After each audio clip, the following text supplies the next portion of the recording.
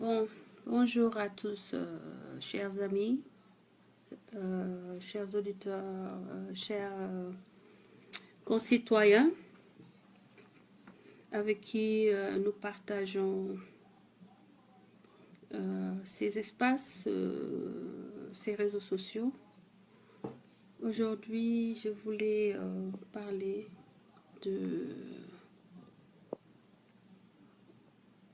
un de nos amis, un de nos frères, un de nos modèles, disons Youssou Ndour. Je voulais vraiment qu'on parle un peu du cas Youssou Ndour. Youssou Ndour qui aujourd'hui est un des citoyens sénégalais les plus représentatifs de sa génération. Youssou Ndour a été l'ambassadeur du Sénégal partout dans le monde. Youssou Ndour nous a inspirés avec beaucoup de ses chansons qui véritablement à des moments précis dans nos vies, les épreuves quotidiennes. Nous avons eu à nous inspirer des chansons de Youssou Ndour. Donc Youssou Ndour, dans le temps, avant qu'il soit au pouvoir, quoi qu'on dise, était un modèle. Modèle la woon pour beaucoup de jeunes Sénégalais, beaucoup de jeunes Africains. Un modèle de citoyenneté, un modèle de patriotisme. Maintenant, dafa am affaire yoo xam ne Youssou da ko doon woy ñun ñu gëm quoi, on a toujours pensé que c'était des choses auxquelles lui il croyait personnellement. Ce qui se passe aujourd'hui, Youssou Ndour nous démontre le contraire en action, c'est-à-dire depuis qu'il est au pouvoir, il démontre le contraire de ce qu'il a toujours prêché. Léegi dama leen di maye rek ñu déglu yenn morceau Youssou Ndour, Chime of Freedom par exemple. Youssou Ndour, écoutez un peu. 100 million to our national parks add to the country's. Youssou Ndour qui nous parlait de la liberté, Youssou Ndour qui nous parlait des plus démunis, Youssou Ndour qui nous parlait de la solidarité. Rien que woy bi man su ma koy déglu sama yaram dafay daw. Sama woy bi ça résume tout le combat que nous sommes aujourd'hui en train de mener. Et malheureusement ce combat qui est orphelin de Youssou Ndour, gisatuñu Youssou Ndour. Yow boo mënee woy ni di riir ngir ñi ñu lor, mais sénégalais yi nga jël tey seen alal ñu jox la xaalis nga dem di def vacances citoyennes, mais yow loolu Youssou Ndour en tant que ministre danga waroon wax ni man dinaa dem defi vacances citoyennes doo leen ma fay dërëm, sama oto lay jël taal ko samay matériel samay nit samay employé dem liggéeyal état bi pour gratuitement muy sama contribution. Youssou Ndour li nga woy rien que morceau bi Chimes of Freedom, ça résume tout l'essence de notre combat, toute l'essence de notre combat y est. Tu as parlé des démunis, tu as parlé des plus faibles, tu as parlé de ceux qui ont été les victimes. Mais vous êtes en train aujourd'hui de pactiser avec ceux qui font d'autres victimes, ceux qui perpétuent le cycle de spoliation du peuple sénégalais qui va faire d'autres victimes, d'autres gens qui vont mourir dans les hôpitaux parce qu'il n'y a pas de médecins. Nos cœurs saignent de voir dans les rues de Dakar des gens qui ont l'âge de nos pères, qui vont marcher sous le soleil avec des charges yoo xam ne mët na seen poids 2 fois di ñàkk dama koy romb dama leen di romb di jooy parce que mënuma ko régler man kese. Youssou, tu avais les moyens d'impacter ça. Léegi li nga woy nii anamu ba nga toogee di ko xalaat, pourquoi nga nekk au pouvoir loolu yëpp nga fàtte ko. Aujourd'hui, combien de victimes Aliou Sall est en train de créer? 14 millions de victimes la Aliou Sall ak Macky Sall am. Parce que li nga xam ne mënoon na fexe ba ñu yëngu pour ñi nga xam ne ñoom la ñu law ak ñi ñàkk jot ñu ñàkk doole.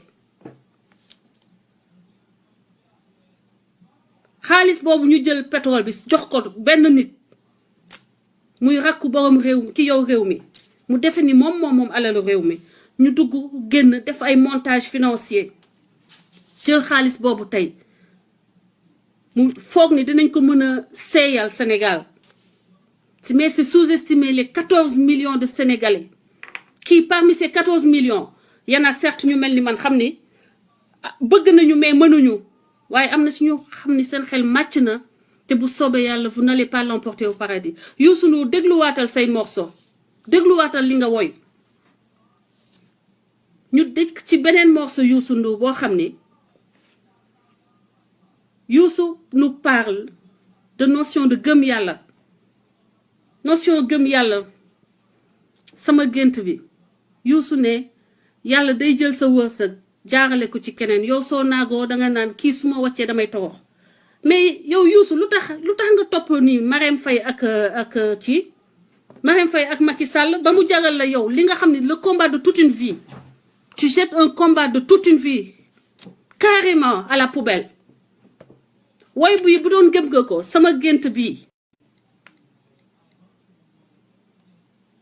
yaa ko woy sama gént gi yee na ma ci àddina on va l'écouter ça c'est juste le deuxième morceau Youssou Ndour bu fekkee ni gëm nga yàlla yow lii nga woy ci woy bi mais Macky Sall war nga ko seetaan war nga seetaan Macky Sall war nga accepter yow ce que tu as construit en presque 40 ans tu as commencé très tôt ta carrière yow nga defal ko ba mu nga nekk un monument au Sénégal en l'espace de 4 ans Youssou Ndour en l'espace de 4 ans li nga tabax toute une vie 60 ans tu jettes ça à la poubelle pour lan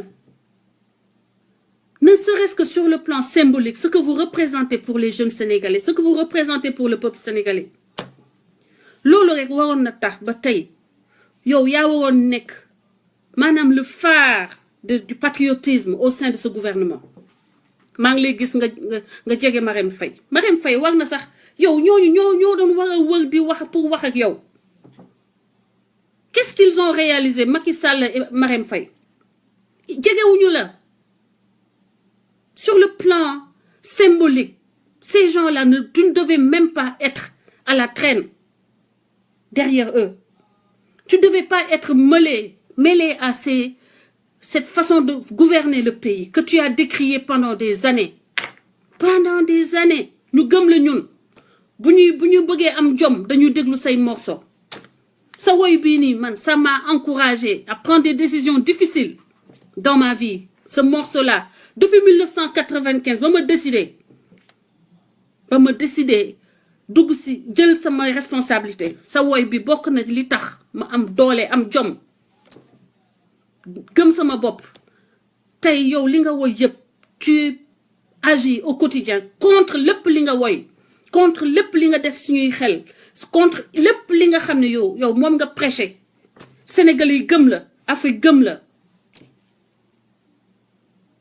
et tu viens aujourd'hui jouer le rôle de troubadour Youssou dépassé nga nekk troubadour kenn dépassé nga loolu ta dimension tu dépasses ça tu te rabaisses et tu rabaisses les Sénégal parce que ñun feneen lañ la tegoon leneen lañu séntu woon ci yow leneen lañu yaakaar ci yow ça fait mal moo tax tey ma décidé toog wax ak yow tu es notre grand frère kenn bañu la mais li ngay def nii dafa ñaaw et ça détruit tout ce que tu as construit pendant des siècles des décennies on a grandi avec toi c'est comme si aujourd'hui excusez-moi mes amis mes sœurs et frères chrétiens excusez-moi je vais faire une comparaison c'est que moi j'ai grandi avec le pape Jean-Paul II j'ai grandi avec Youssou Ndour donc c'est le pape Jean-Paul II ay waxam dafa nekk loo xam ni dafa ma guidé dans ma vie Youssou Ndour say wax dafa nekk li ma guidé ci ay moments yi ma su ma amee problème c'est un château de cartes qui s'effondre avec votre attitude au sein de l'État vacances citoyennes kenn waru la woon fay vous êtes un ministre de la République l'État vous paie et vous n'avez pas été nommé ministre parce que vous avez des diplômes ou parce que vous avez des compétences autres que celles liées à l'art. Nous, on attendait de vous que votre art soit au service de la patrie. Puisque vous avez accepté d'être ministre de la République, vous n'auriez jamais dû accepter d'être payé pour aller parler à des jeunes au nom de cette République-là. Il y a là une contradiction essentielle. Et je vais vous faire écouter un autre des morceaux de Youssou Ndour, Alalu Mbolo. Qu'est-ce que vous faites de l'enseignement de Alalu Mbolo? Monsieur Youssou Ndour, vous faites quoi de la philosophie de Alalu Mbolo? Vous faites quoi de la philosophie de jaay doole baaxul? Li ngay def ni jaay doole la. te lii ngay def nii xam nga ni xaalis bi ñu lay jox alalu mbooloo la ñu ngi koy jox di la ko jox di la nga koy recevoir de manière indue. Mom, can you try this? No, I'm talking after. Mom, I really 1, 2, before I say 3. Ok. Léegi, on va écouter, on va se rappeler. Alalu mbooloo. Ane Jimbori dafay jàpp ku deful dara di ko dóor. Lan nga wax Macky Sall ba mu tëyee Karim Wade? Lan nga wax Macky Sall ba mu jëlee waa PDS di leen pamte? Lan nga wax Macky Sall ba mu jëlee pétrole réew mi daal di ko jël di ko séddale waa ay njabootam ba mu jëlee nguur gi jël belle famille yam séddale leen suñuy poste? Lan nga wax Macky Sall? Xanaa da nga fàtte woy bi? Xanaa da nga fàtte woy bi? Macky Sall mooy Jimbori bi nga personnifié, c'est bien Macky Sall. On continue. Bon. Lolo, c'est le répertoire de Youssou Ndour est ainsi constitué. C'est-à-dire, l'outil déglou, c'est une Bible en matière de bonne gouvernance.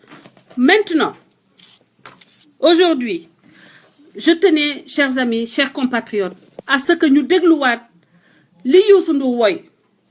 Man, j'ai répertorié que ces 4 morceaux-là.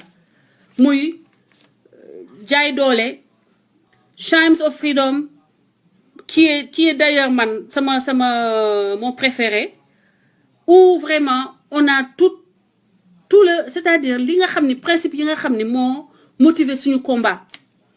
Ce morceau-là, ça parle de la démocratie sociale, ça parle de la solidarité, ça parle des gens des démunis, ça parle du devoir de solidarité.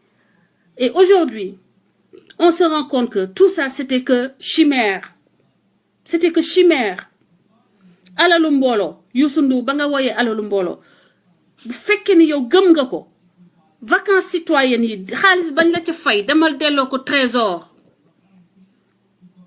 Bul wax ni que bu ma ko fa delloo sax ñeneen ñoo koy sàcc. Demal delloo ko fa pour le principe. Pour le principe, lépp principe la. Principe sax moo tax ñu toog fii. Duñu kenn, mais di rappeler, di encourager citoyens yi à stand up, taxaw, debout pour nos droits, debout pour le Sénégal, bañ a décourager. On n'est pas les plus parfaits, on est loin d'aspirer à la sainteté. Mais on a la patrie. Et on a un devoir envers la patrie, envers les plus faibles, envers les plus démunis. Et Youssou Ndour, tey jii, je vous prie de revenir, de vous rappeler, ne serait-ce que votre répertoire. Déglu li nga woy. Ça va t'éviter des comportements tels que yi nga xam ne ñu ngi koy gis actuellement. Je m'en arrête là pour aujourd'hui, chers amis. Et je vais vous laisser avec qui? Alalu Mbolo, qui est vraiment qui dit tout aujourd'hui par rapport à li nga xam ne aujourd'hui